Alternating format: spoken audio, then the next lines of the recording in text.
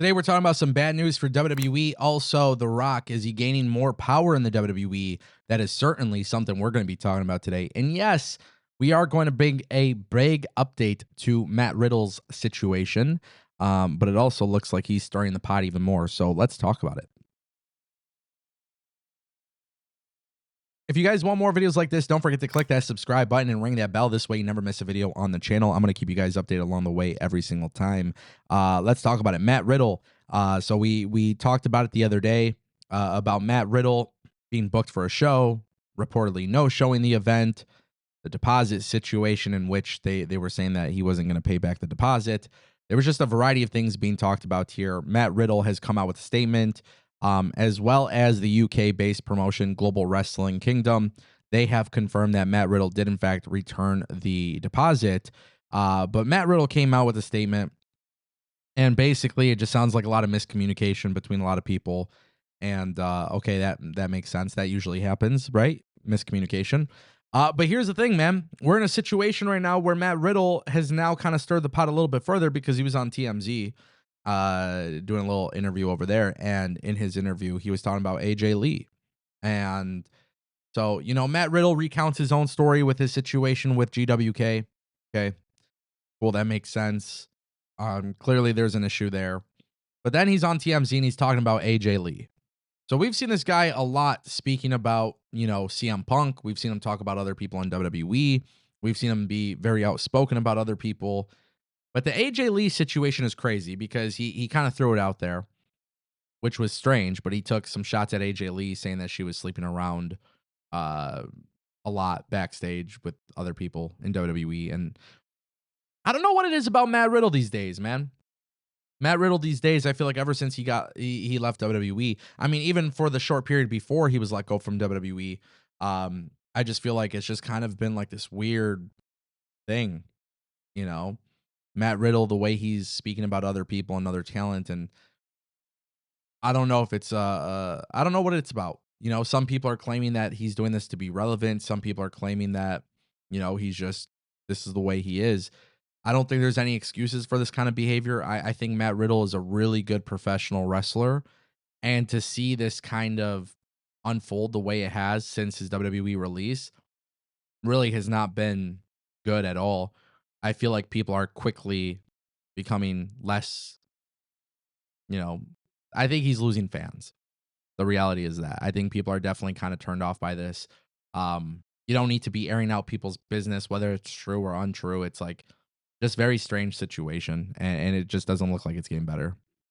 Let's talk about The Rock, ladies and gentlemen. The Rock apparently is getting more stock in TKO, according to the U.S. Securities and Exchange Commission, the SEC.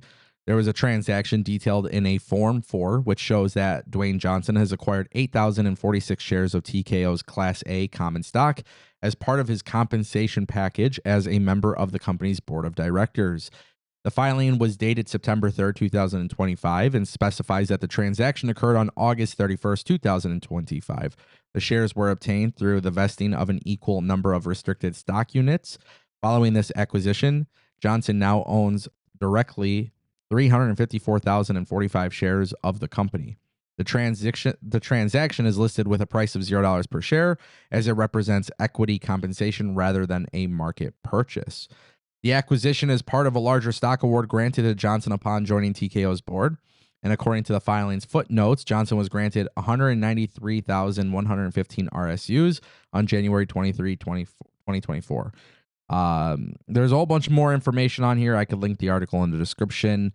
But basically, Dwayne The Rock Johnson has acquired more stock in WWE and TKO. And this is leading to a conversation as to whether or not The Rock will be more present in the WWE, which is interesting because, yes, The Rock is very involved by being a board member. And we've seen him, appear on television and stuff like that. But is there truly value in The Rock being on WWE television? And I think that's certainly an interesting conversation to be had because, listen, man, I'm a fan of The Rock. I've been a fan of The Rock. I feel like the Final Boss character is one of his best characters he's ever had. Um, him not being present at WrestleMania, I think, definitely derailed a lot. I think it definitely derailed a lot. Like having him and Travis Scott involved in this storyline for the heel turn and then him not being part of it, I don't think it was a good look. I don't think it was productive at all for the company. I don't think it was good for the company at all. Genuinely speaking, I've kind of been weird about the Rock situation. Then when you go online, of course, it's internet talk, but there's a lot of people who believe that the Rock is trying to get Triple H out of the WWE, and I think that's a seriously weird dynamic to even think about because they seem to be friendly when they're around each other. You know what I mean? I don't know what people are really reading into when they see that. You know, I see people talking about it, but what are they seeing with their own eyes that I don't know, that I'm not seeing? Like, I don't see anything where it looks like they genuinely have beef or have issues. Obviously, you have the storyline stuff, but even that, it was so short-lived and so small. So even The Rock being involved here, if he's gaining more power, that's fine. I don't really see him replacing Triple H or taking away Triple H's job. That brings us to our final topic. Apparently, Clash in Paris bombed on Netflix. Well, that's according to Dave Meltzer.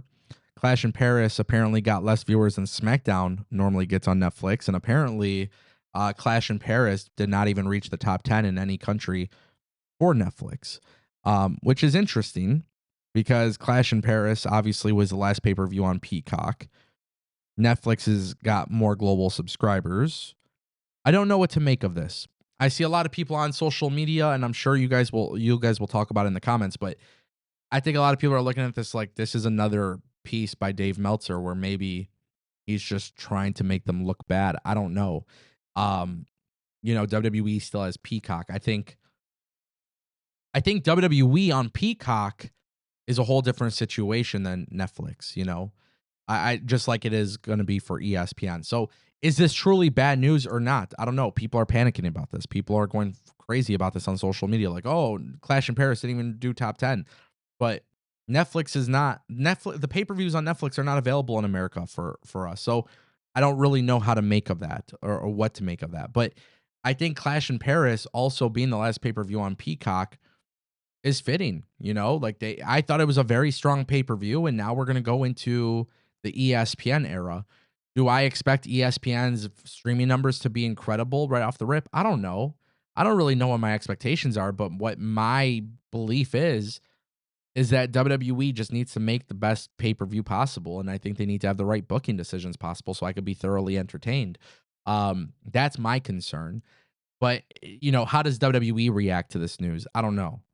You know what I mean? I don't know what WWE's reaction to it is in this particular situation, but if it didn't crack the top 10, is that really a big deal? I don't know. I'm not an international viewer, but it sounds pretty bad, right? But then when you look at the grand scheme of things, it's like they were still doing Peacock. So I'm not really sure what to make of it. It just a lot of people seem to be kind of concerned here, and I don't know if that's because of Dave Meltzer's rhetoric or what else. But ladies and gentlemen, that is the Ango Show.